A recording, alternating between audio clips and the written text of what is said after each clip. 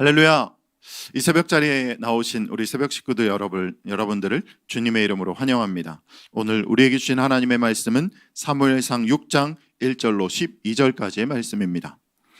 구약 성경 416페이지고요. 하나님의 말씀 합독하도록 할 텐데요. 사무엘상 6장 1절로 12절까지의 말씀입니다. 다 찾으셨으면 한 목소리로 합독하겠습니다. 여호와의 궤가 블레셋 사람들의 지방에 있은지 7달이라. 블레셋 사람들이 제사장들과 복술자들을 불러서 이르되 우리가 여호와의 궤를 어떻게 할까? 그것을 어떻게 그 있던 곳으로 보낼 것인지 우리에게 가르치라. 그들이 이르되 이스라엘 신의 궤를 보내려거든 거저 보내지 말고 그에게 속건제를 드려야 할지니라. 그리하면 병도 낫고 그의 손을 너희에게서 옮기지 아니하는 이유도 알리라 하니 그들이 이르되 무엇으로 그에게 드릴 속건제를 삼을까 하니 이르되 블레셋 사람의 방백의 수요대로 금 독종 5과 금쥐 5마리라야 하리니 너희와 너희 통치자에게 내린 재앙 같음이니라.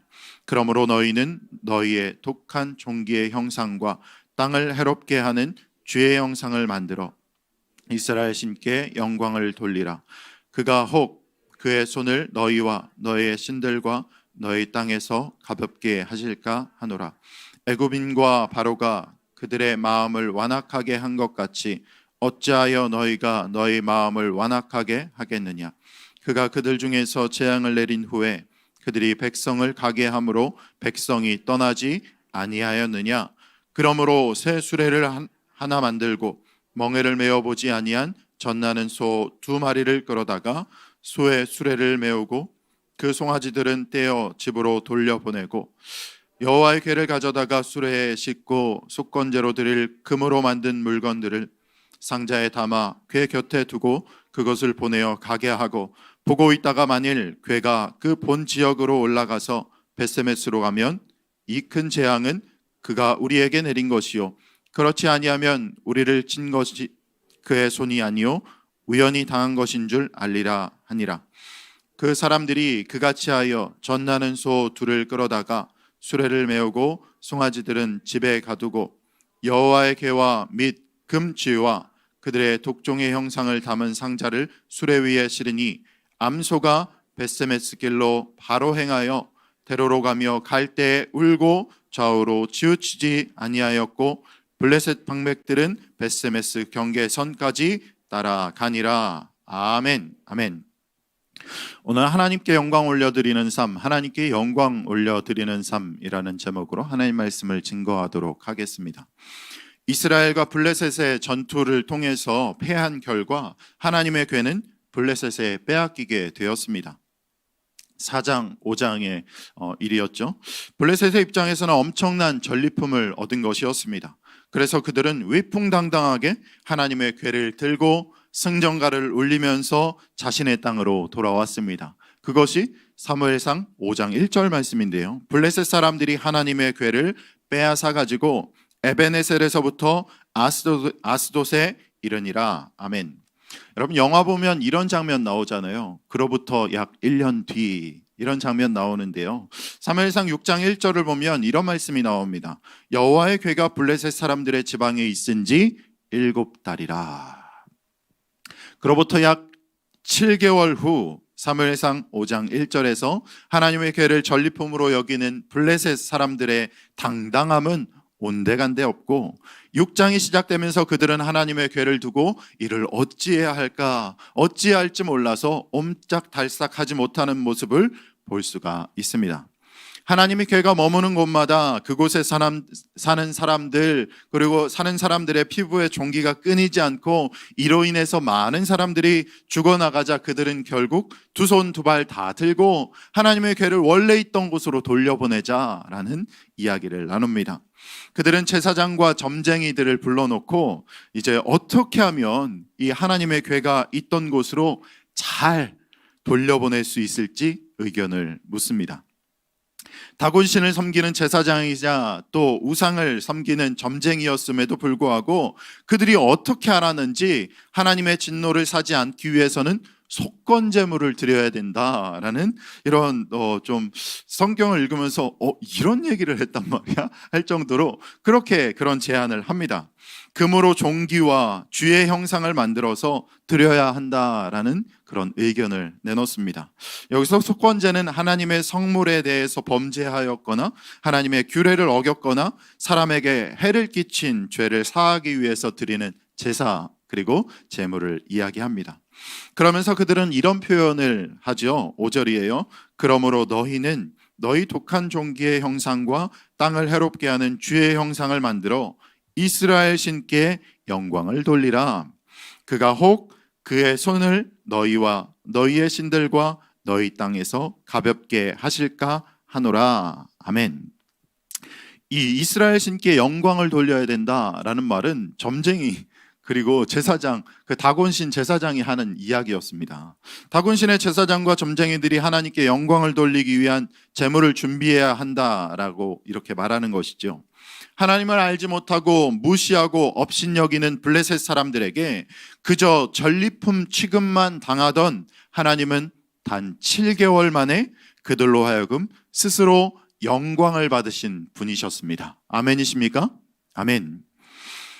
블레셋 사람들은 하나님을 얼마나 두려워했는지 하나님의 궤를 이스라엘로 다시 돌려보내기 위해서 준비하는 모습에서 그 모습을 알 수가 있어요. 하나님의 궤를 하나님을 얼마나 두려워했는지 그 준비하는 모습에서부터 알 수가 있는데요. 그들은 하나님의 심기를 아주 털끝 하나 건드리지 않기 위해서 세심하게 준비하고 있는 모습을 볼 수가 있습니다. 먼저는 아무도 사용한 적이 없는 오직 하나님의 궤를 옮기는 데 사용하기 위해서 새 수레를 제작했습니다. 세 개의 수레가 아니고 새로운 수레를 제작했습니다. 또한 일을 하는데 쓰이지 않고 오직 하나님의 궤를 옮기기 위해서 멍에를 한 번도 메어보지 않은, 그러니까 일하기 위해 사용되지 않은 젖나는 소 2마리를 또한 준비했습니다. 저는 말씀을 묵상하면서 블레셋 사람들이 하나님의 궤를 옮기기 위해서 준비한 모습을 쭉 바라보면서 그들이 비록 두려움 가운데 하나님을 두려워하는 마음 가운데 이렇게 심기를 건드리지 않기 위해서 하나님을 위해서 또 궤를 옮기기 위해서 이렇게 준비하긴 했지만 하나님을 경외하고 또 예수 그리스도를 믿는 믿음으로 말미암아 구원받은 하나님의 자녀된 우리들의 모습이, 우리가 하나님을 대하는 모습은 어떤가를 다시 한번 돌아보게 되었습니다. 우리가 하나님을 대하는 모습이 오히려 하나님을 전리품 취급하던 블레셋 사람들의 모습이 아닌지, 혹은 그저 나는 하나님의 지키심과 보호하심이 당연한, 나를 지키시는 하나님의 보호하심과 지키심은 당연하지, 하나님은 당연히 그렇게 해야지 라고 여기고 있진 않은지, 당연히 하나님은 내 기도에 당연히 응답해 주셔야지 라고 하고 그렇게 여기고 있지는 않은지를 다시 한번 되돌아보게 되었습니다.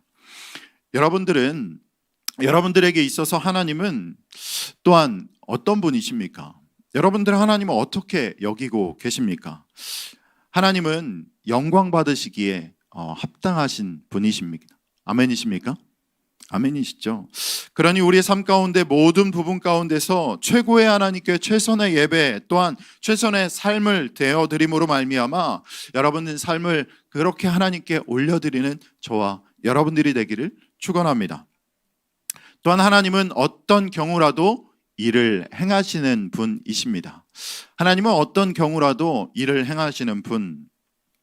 그들은 멍에를 메어보지 않은 소를 준비했죠. 새로운 수레를 만들고 또한 그 수레를 옮기기 위해서 멍에를 한 번도 매지 않은 오직 하나님의 궤를 옮기기 위한 소를 2마리 준비합니다. 아주 잘한 일이죠. 그런데 왜 그들은 젖나는 소를 준비했을까요? 그리고 그뿐 아니라 그들은 어미소와 젖먹이 송아지를 떼어서 송아지는 우리에 가두고 어미는 멍에를 메고 하나님의 궤를 옮기게 했습니다. 어찌 보면 생이별을 시킨 것이죠. 성경을 해석하는 학자들은 젖나는 소와 송아지를 떼어놓고 또 멍에를 매게 하는 모습을 크게 두 가지로 보더라고요.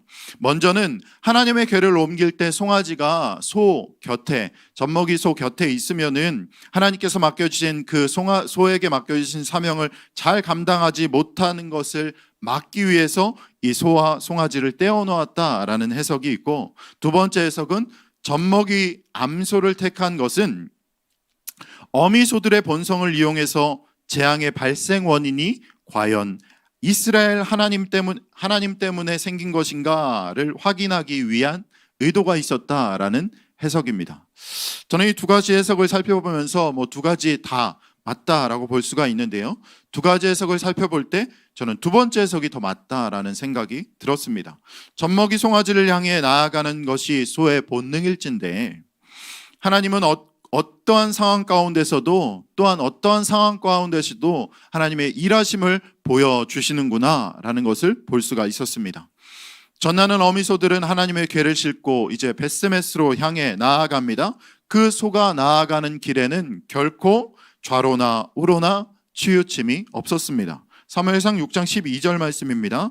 암소가 벳세메스 길로 바로 행하여 대로로 가며 갈 때에 울고 좌우로 치우치지 아니하였고 블레셋 방백들은 벳세메스 경계선까지 따라가니라.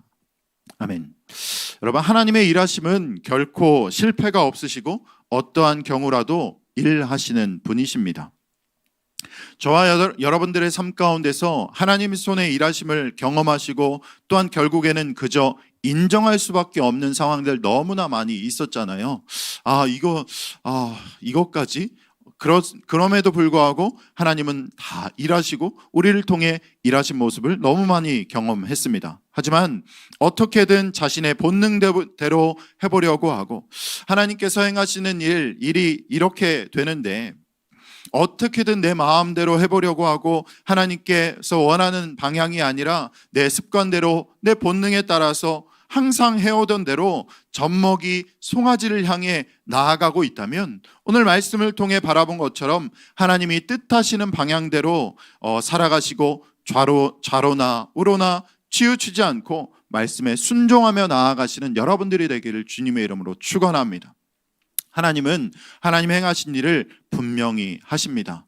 하나님의 뜻대로 살아가시고 하나님 뜻이 무엇인지 물어보시고 하나님 뜻대로 나아가겠습니다. 주님 뜻대로 살기로 했네. 이 성전에서만이 아니라 주님 뜻대로 살기로 했네. 영원토록 주님 뜻대로 살기로 했네 라고 고백하시는 저와 여러분들이 되시기를 주님의 이름으로 축원합니다.